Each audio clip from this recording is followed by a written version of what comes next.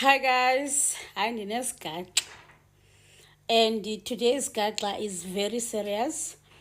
And I don't want to come across as provocative. I don't want to come across as attacking because I don't want to fight with anyone. Whew. Remember, MK released a statement saying that they filed a motion of no confidence against the president of South Africa. I think I even made a video. So the Speaker of the National Assembly, Togo Didiza, was asked this question, and this is what she said. The motion of no confidence that MK has submitted on President Cyril Ramaphosa, what is the process? How far is it? We haven't received it. Aibo, you are joking. I'm not joking. They announced public this week, early this week, that they've filed a motion of no confidence on President Ramaphosa, and when days later you say you haven't received it. Well, I haven't received maybe it. what is the process?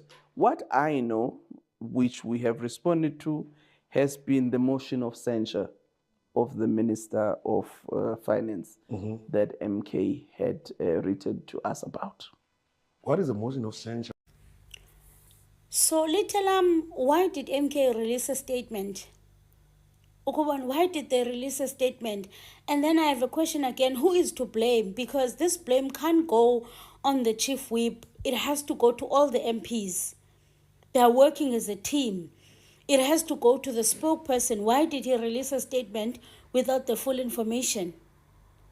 I mean, this is what they released on the MK page. This is what the MK released on their media page. On their page, they said that media statement: MK party tables a motion of censure against the finance minister, which we know that the speaker received that, and also calls for the vote of no confidence in President Cyril Ramaphosa. I'm gonna read you guys this paragraph from their statement.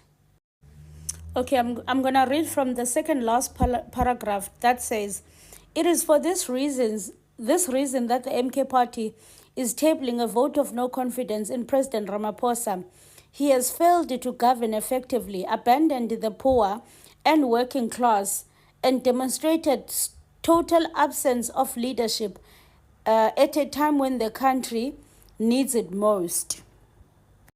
Hence, my question is, who is to blame for this incompetence? Tlamulo and the communications team for rushing and releasing a statement of something that is being discussed but that has not been put into action, because the only time that you release a statement, the only time that you inform the public is when the motion is being tabled and it's like taking place.